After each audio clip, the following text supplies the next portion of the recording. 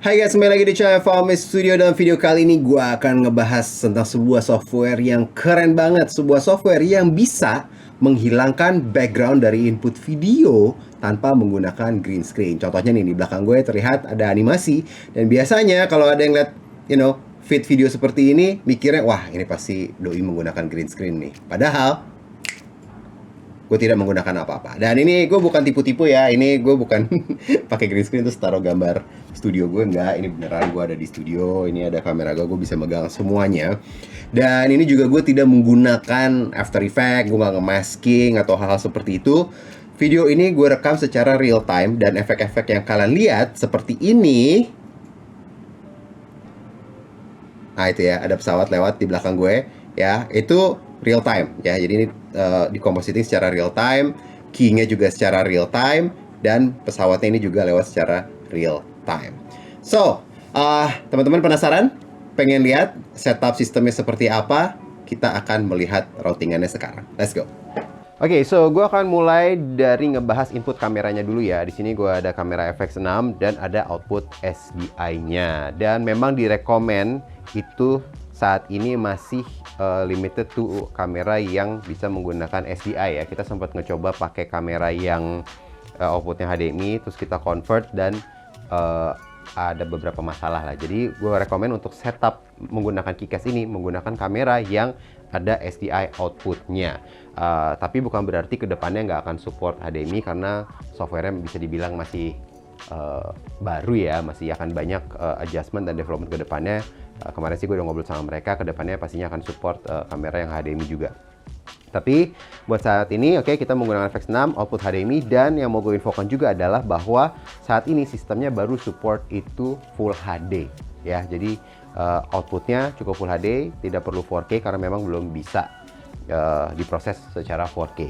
So ini gue output HDMI, so ini output SDI, dan SDI-nya ini dari kamera langsung ke PC yang dedicated untuk KeyCast-nya.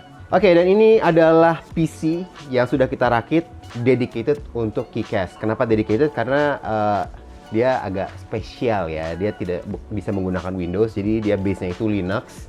Dan jadi bukan kayak software apa Adobe atau apa yang tinggal diinstal ke Windows dan akan jalan. Dia lumayan ribet setupnya.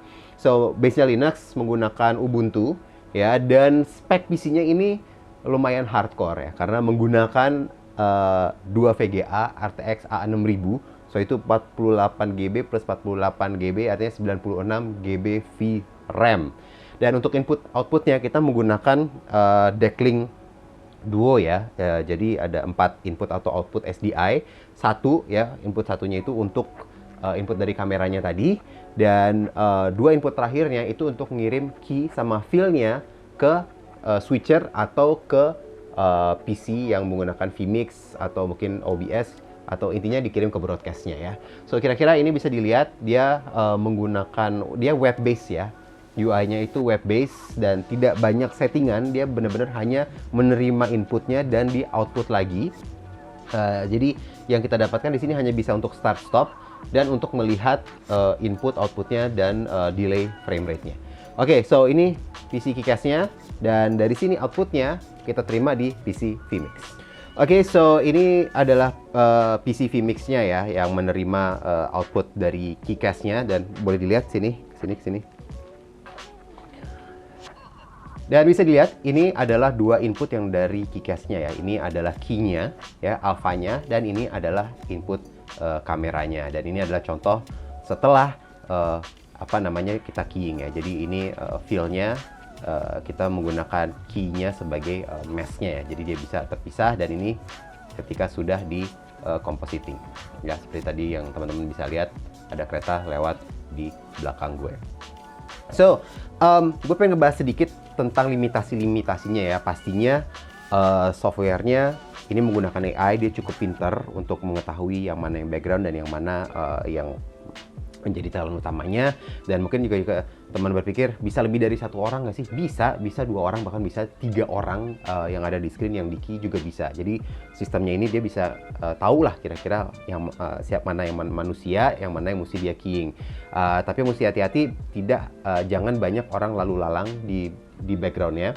Karena kalau orangnya jauh nggak apa-apa, dia tetap bisa nge-key, dia tahu itu orang yang jauh di background. Tapi kalau agak deket, nanti disangka dia adalah talent utama dan akan itu di masking juga lah, kira-kira seperti itu.